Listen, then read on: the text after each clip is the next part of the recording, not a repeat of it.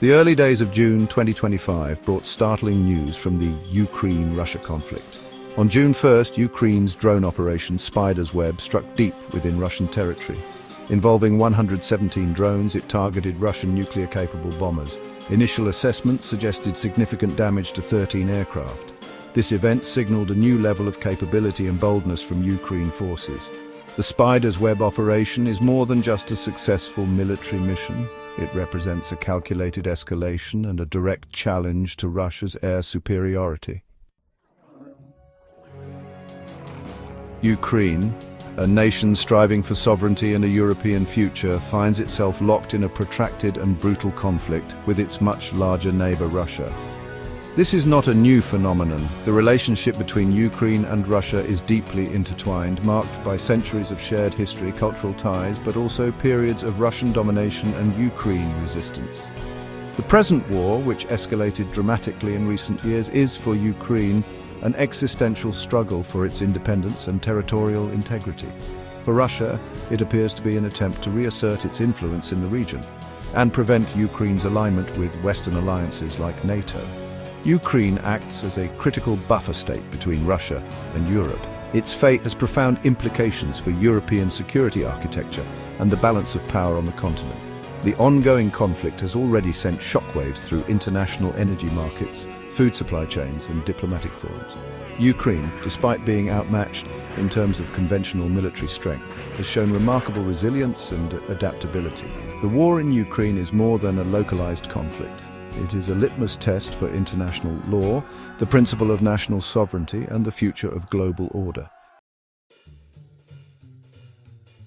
The path to a political resolution between Ukraine and Russia remains fraught with immense difficulty. Recent peace talks, such as those held in Istanbul on June 2, 2025, underscore the vast chasm between the two sides.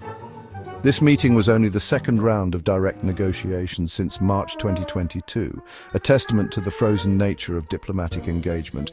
Instead of fostering dialogue, the Istanbul meeting served primarily as a platform for Russia to present a set of stringent, almost punitive, demands upon Ukraine. Russia's demands include the ceding of significant territory, specifically Crimea and 4 other regions that Russia claims to have annexed more recently.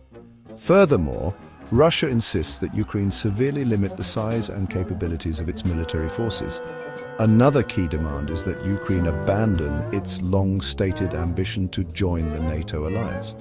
For Ukraine, these terms are largely seen as unacceptable, amounting to a capitulation that would compromise its sovereignty and future viability as an independent state. The political challenge, therefore, is monumental: how to navigate a path towards peace when faced with an adversary whose demands seem designed to ensure Ukraine's subjugation rather than its security and stability. The prolonged conflict has inflicted a devastating toll on Ukraine's economy, a reality that shapes its capacity to sustain its defense and provide for its citizens. A significant portion of Ukraine's national resources, which would otherwise be directed towards development and social programs, is now necessarily diverted to military expenditure.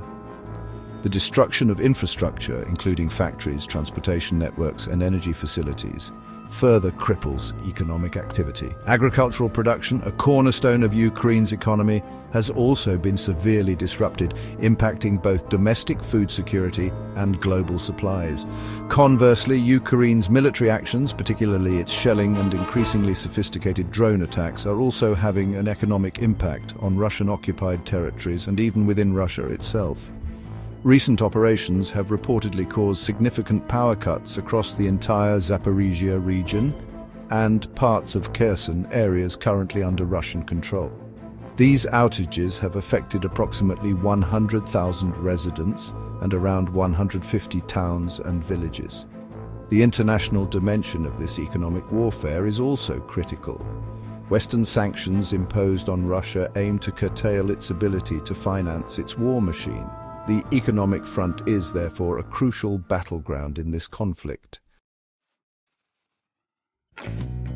Beyond the strategic calculations and geopolitical maneuvering, the conflict between Ukraine and Russia exacts a horrific human cost, a daily tragedy for millions. One of the most disturbing aspects is the systemic kidnapping and deportation of Ukraine children by Russian forces. As of early June 2025, credible reports indicate that at least 19,456 Ukraine children have been forcibly deported to Russia or Russian-occupied territories. The process of identifying, locating and returning these children is painstakingly slow and fraught with obstacles, causing immense anguish to their families. The daily reality for civilians, particularly those living near the front lines or in areas frequently targeted by shelling and missile strikes, is one of constant fear and danger. Recent fighting and shelling along the front line in eastern Ukraine, for example, resulted in the deaths of at least 5 people. Homes, schools and hospitals have been damaged or destroyed, forcing millions to flee their homes, becoming internally displaced persons within Ukraine or refugees in neighboring countries. The broader social fabric of Ukraine is under immense strain. In the face of overwhelming odds, Ukraine has demonstrated remarkable resilience and strategic acumen, not only on the battlefield but also in its diplomatic engagements. Ukraine forces are actively conducting drone and shelling attacks, targeting key Russian military infrastructure. The June 1, 2025 drone Operation Spider's Web, which targeted Russian strategic bombers like the Tu-95 and Tu-22M3, was described as one of Ukraine's most audacious and technically sophisticated operations to date. Interestingly, these high-stakes strikes are sometimes conducted without prior detailed disclosure to Ukraine's key Western allies. This suggests a degree of operational autonomy and a willingness by Ukraine to take calculated risks to achieve significant military objectives.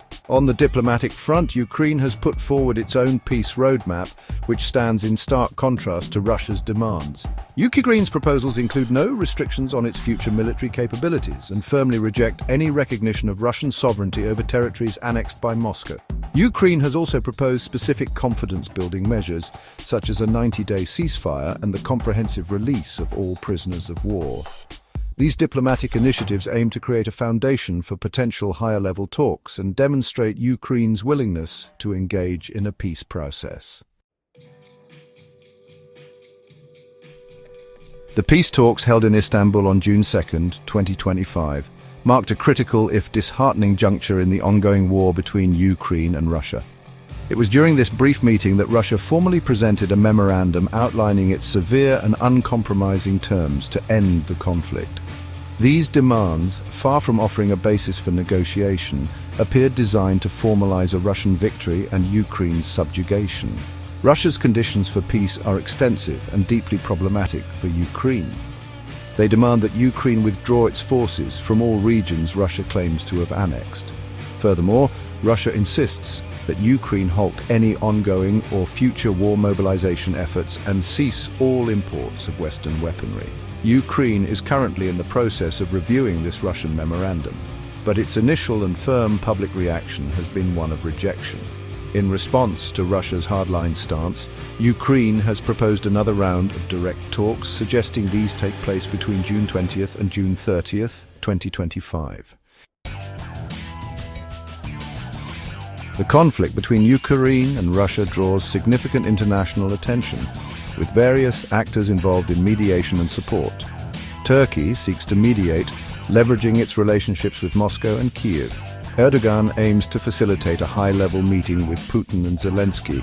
On the battlefield, dynamics remain fluid and contested. Russian forces intensify efforts in Sumy Oblast. The US and allies provide military and humanitarian aid to Ukraine. The situation between Ukraine and Russia remains volatile, marked by intense military operations and fraught diplomatic maneuvering. Ukraine's recent drone strikes deep into Russian territory signify a new phase of its defensive capabilities. These actions demonstrate an evolving capacity to inflict significant costs on the aggressor. However, challenging diplomatic negotiations continue, with Russia's stringent demands creating a significant impasse.